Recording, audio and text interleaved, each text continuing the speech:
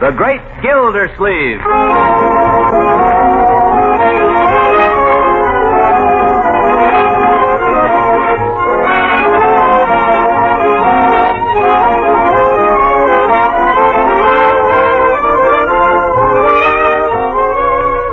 A special rebroadcast for all you soldiers, sailors, and Marines of the United Nations. Listen to another amazing episode in the life of the Great Gildersleeve.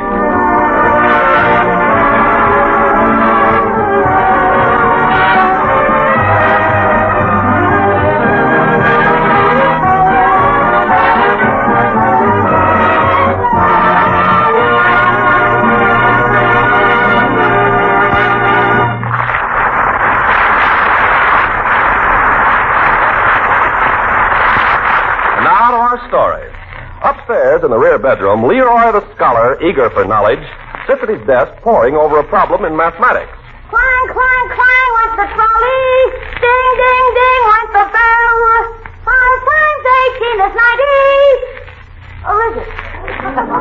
Leroy, concentrate, my boy. Ah, the great Gildersleeve himself, down in the living room, sitting on an uncomfortable little stool and holding a skein of yarn for his niece, Marjorie.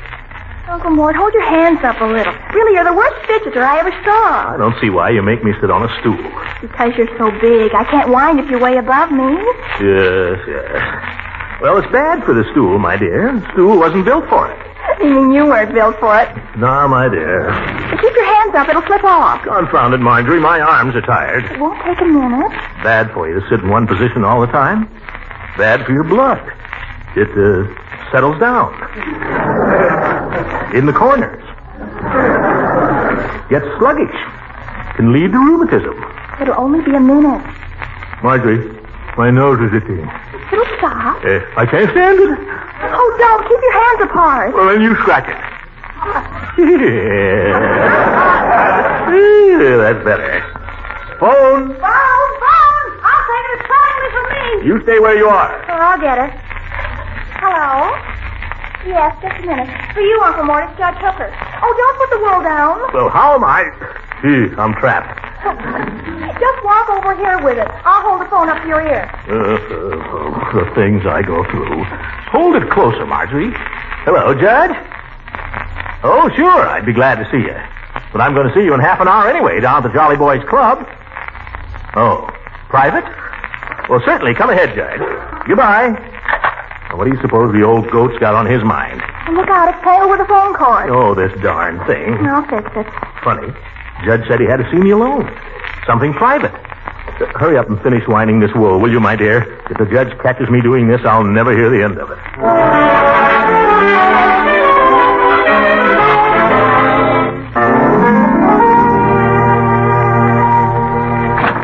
Good evening, Judge. Come in. Good evening, Bertie.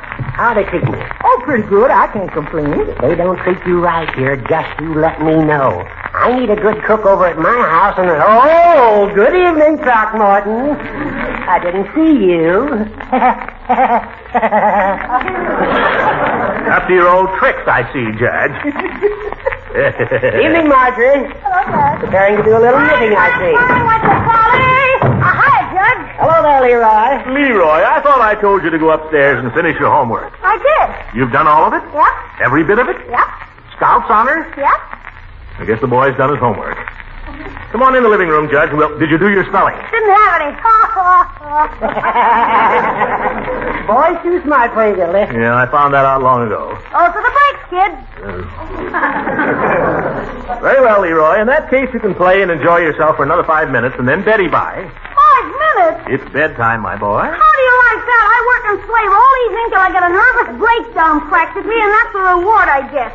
Those, Leroy, are the breaks. You come with me, Leroy. I'll give you something for your nervous breakdown. Any more of those bronze left? Yeah. Well, Judge, what's on your mind? We're due down at the Jolly Boys Club in 20 minutes. Gildy, if you don't mind, could we go into your study? Your study? Certainly, if it's as private as all that. You'll excuse us, Marjorie? Shoot, Judge.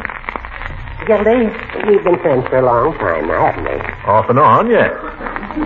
We've been through a lot together. Yes, we have. Well? What's eating you, Horace? Doggone it, if I tell you, you'll laugh. Well, not unless it's a laughing matter. Gildy, I believe I can say without fear of contradiction that this is one of the most serious matters in my life. I don't know what to do about it. It's got me all this way and that. I sit down to read a brief and my mind wanders. If you're worried about losing your mind, Judge, I wouldn't give it a thought. You've got very little to lose. Confound it, Gildy. Will you be serious? I'm trying to tell you something. This has nothing to do with my mind. It's more an affair of the heart. Oh? Well, why don't you go see a doctor, Judge? Judge?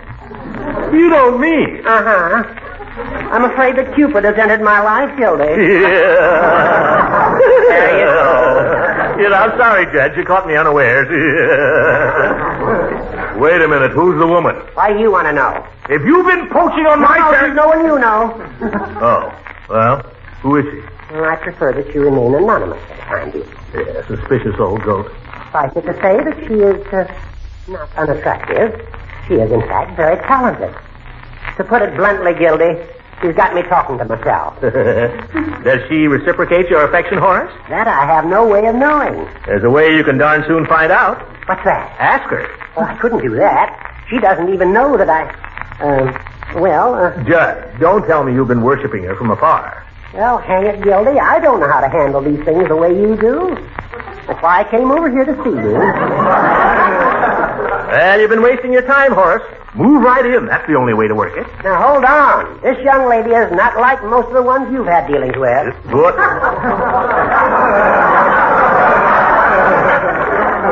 What do you mean? Well, she's, in a word, she's Spanish.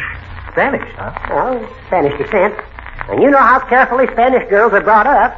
Chaperoned until they're 40 and all that. How old is this girl? I'd say her age was uncertain. Has she got a chaperone? No. Okay.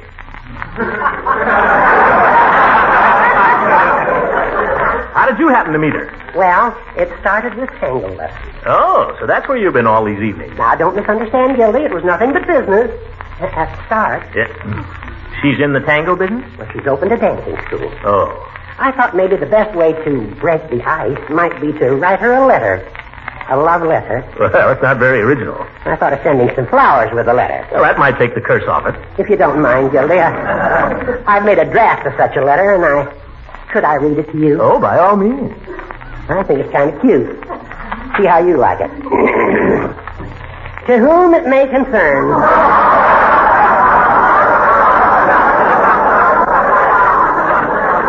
These presents be it known that whereas the undersigned has long admired the party of the first part, Miss Dolores Del Rey, and whereas... No, Judge. No good? No good. Well, I intended it in a humorous vein, Gildy. Well, it doesn't come through, Judge. And anyway, it's the wrong approach. Yes, huh? Definitely. This woman is Spanish. You have to remember that. What do you know about Spanish? I merely studied it for a whole year, that's all, in high school. ¿Hablo usted español? Sí, señor, yo hablo español. ¿Dónde está mi sombrero? Spanish. Gildy, would you help me with this letter, would you? Tomorrow, Judge. We got to get down to the club now. Well, I'm afraid I'm not going to be able to make the Jolly Boys tonight, Gildy. What do you mean? You're on the way? No. You see, I have other plans for this evening. Oh, slush. Sorry I can't invite you to come with me. Judge, you couldn't drag me there with a subpoena.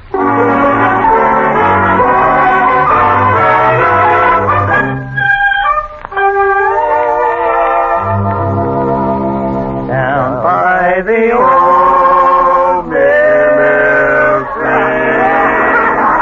when I first met. Come on, fellas, let's face it, that's terrible. Well, now, I wouldn't say that. Sure, Peavy, it is terrible. Come on, let's play poker. Well, poker's no good till Gildersleeve gets here. Can't play with only three. Well, where is Mr. Gildersleeve, anyway? He'll be here. Hooker's the man that's really run out on the Jolly Boys. You know what? I think Hooker's got a dame on his mind. At his age, you're dreaming, Floyd. It's Hooker that's dreaming. Let me tell you. He came in the barber shop 4 days ago and bought a haircut, shave, massage, and oil shampoo. That's $2.40. And then he remarked it was too bad I didn't have a manicure girl. He said. Listen, Peavy, Judge Hooker never spent more than 60 cents in a barber shop in his life. $2.40 at his age is love. Well, you may be right at that. I know I'm right. There's just one thing I wonder about. What's that? Where would the judge find an object for his affections? There's something in there. These days? Why, the judge could do all right just picking up Gildersleeve's discard. When I was a young man, before my beard was gray. Are there any jolly boys up there? Gildersleeve, hurry up! All the ships and sailormen, I gave my heart away. Now, Commissioner, none of those broken down baritone solos. Good evening, jolly boys. Chief, Hi, Commissioner. Lloyd. Hi, Gildersleeve. What's cooking, if any? If not, why not? We were just talking about our absent brother, Judge Hooker. I got a theory he's stuck on a dame. What makes you think that, Floyd? Spent $2.40 in the shop one day last week. Tipped me 10 cents, too. I forgot that.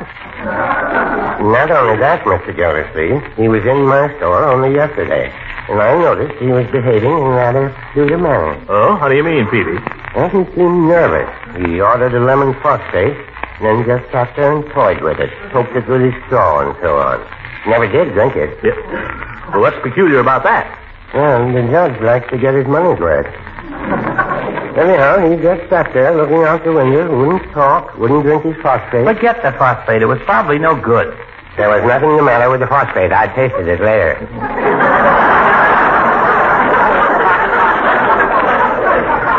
Never mind, Peavy. Get to the point.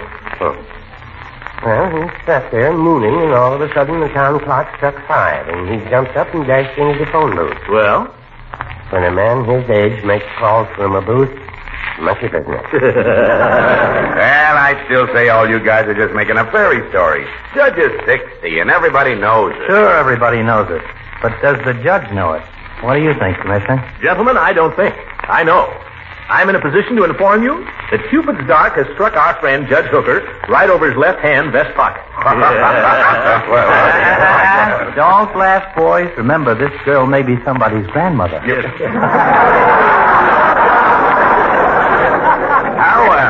How do you know this for sure, Commissioner? Oh, the judge told me. Did he mention the name of the fair one? Well, the lady is named Dolores Del Rey.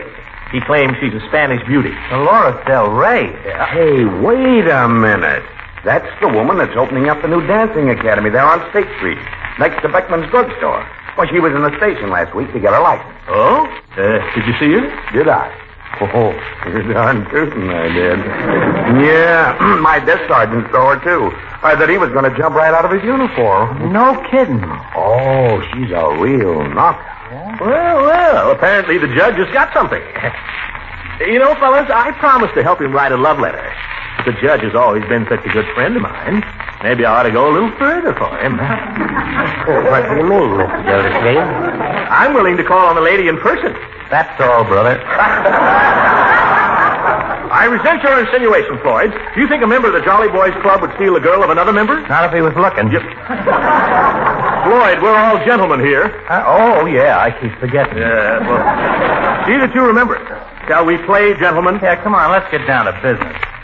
There is a tavern in the town, No, Mary, my true love, come on, let's play poker. into the town and drink his wine.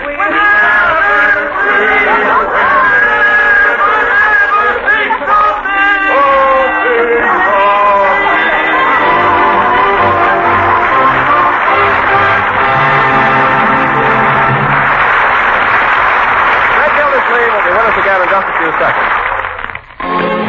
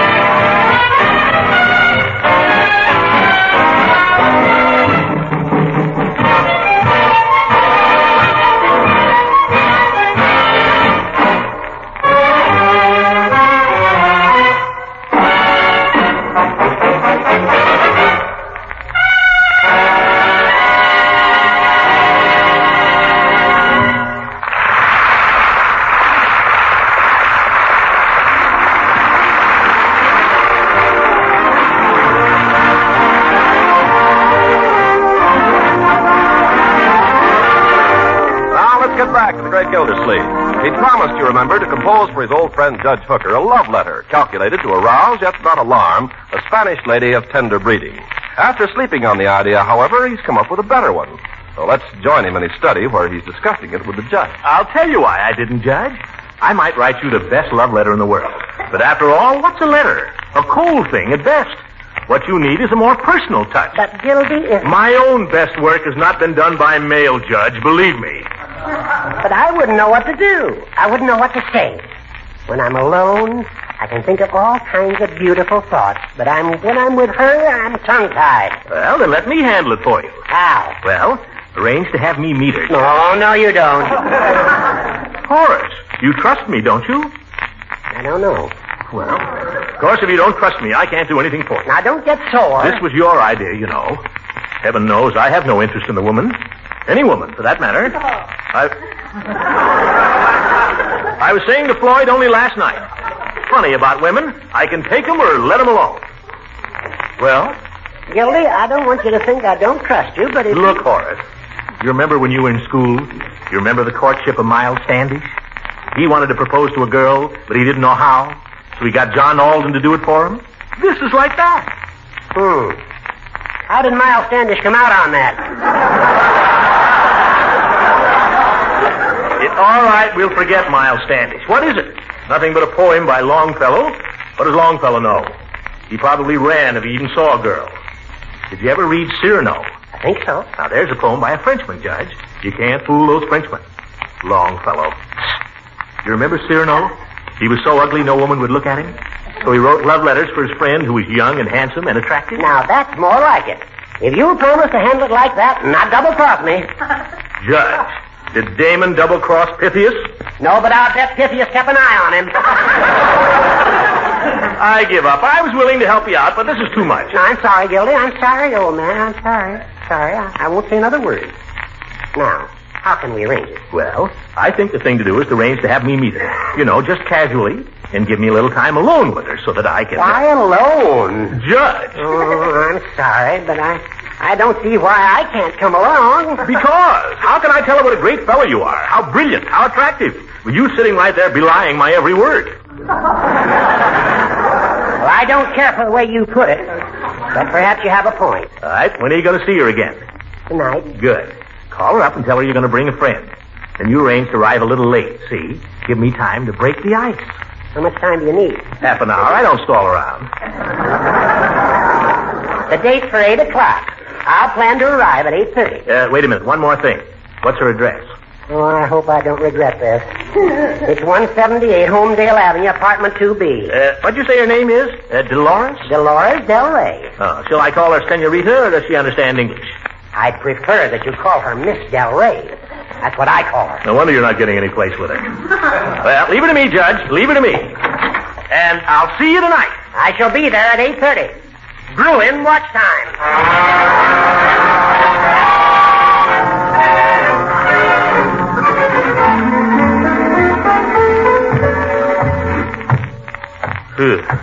Dark up here.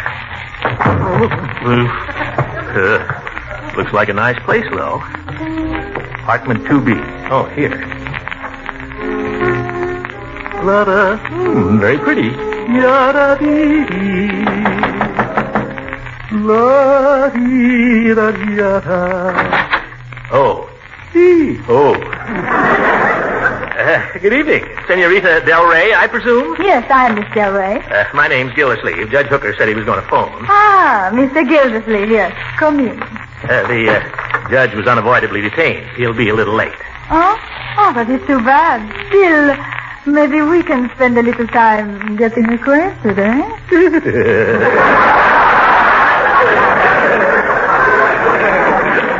bet. Excuse me. May I have your coat? Oh, excuse me. Thank you. Your walking stick? You're welcome. I mean, thank you. It is a very handsome stick. Now, a nice chair for you? Chair? Oh, anything at all. You mind if I smoke a cigar, Senorita? Oh, but I love cigars. Sometimes I think I would like to smoke cigars myself, only it might look funny. You think so? You look cute smoking a cigar. Have one. They're 2 for $25. Oh, no. Thank you very much. I was only joking. Joking? Well, so was I. I'll smoke later. So you are the judge's great friend, Mr. Gildersleeve. That's me. I like you. The feeling is mutual, senorita. The judge thinks quite a lot of you, you know. He does? What does he say about me? He said you were beautiful. He told me you had beautiful black hair and eyes and, I hope you are not disappointed. Oh, brother.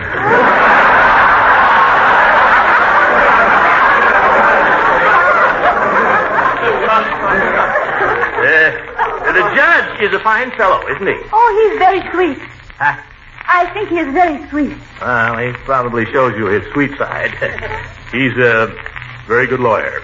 Now tell me something about yourself for a change. Are you a lawyer? Oh, no, I'm a water commissioner. In the water business? I work for the city. I see that everybody gets water. In the houses, factories, and so on. Oh, you are a big man. Well, I guess it's a pretty important job. Oh, but you are too modest. Where would the people be if you did not send them water? I don't know. I never thought of that. Always now, when I turn on the faucet, I will think of Mr. Gildersleeve. Well, that's nice. I'd like to see you again sometime, Miss Del Rey.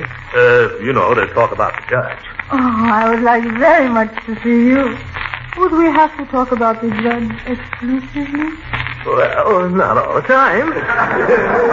We could go to the movies. There's quite a few things we could do. Don't you dance, senor? You look like a good dancer. You rumba a little? Rumba? I'm not much on the fancy stuff. Ah, you would be a fine rumba dancer. You have just the figure for it. You know, I think you have some Spanish in you. Spanish? What makes you think that? Your complexion, your eyes. Maybe your temperament a little too. Well, what do you know about my temperament? I can guess. You are a man with fire. I'll bet you're no frigid air yourself.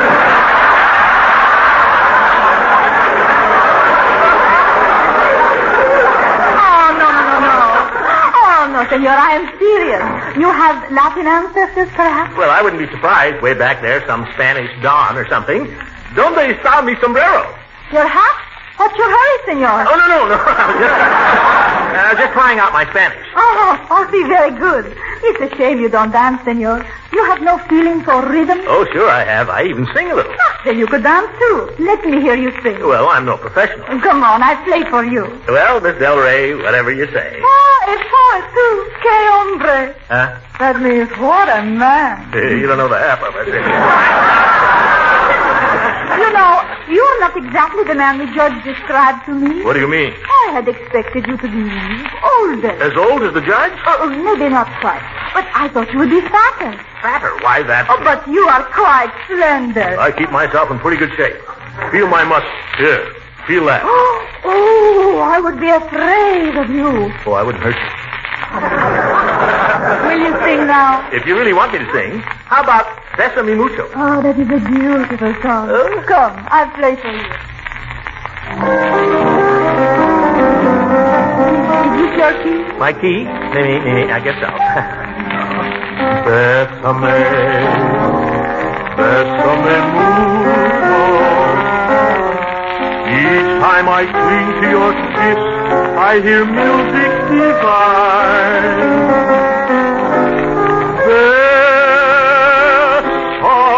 Besame mucho. Hold me, my darling, and say that you'll always be mine. Oh, you have a thrilling voice, senor. Yeah, thank you. Besame, besame mucho. You know what that means, senor? Besame mucho. Yeah. Do I? By George, if it weren't for the judge. Oh, always the judge. Couldn't you just for one little moment? Oh, the door. Hooker. Don't get up. Let me go. It might be somebody looking for the wrong apartment. Very well, if you insist. Well, Gildy? Come back in an hour, Judge. This is going to take longer than I thought.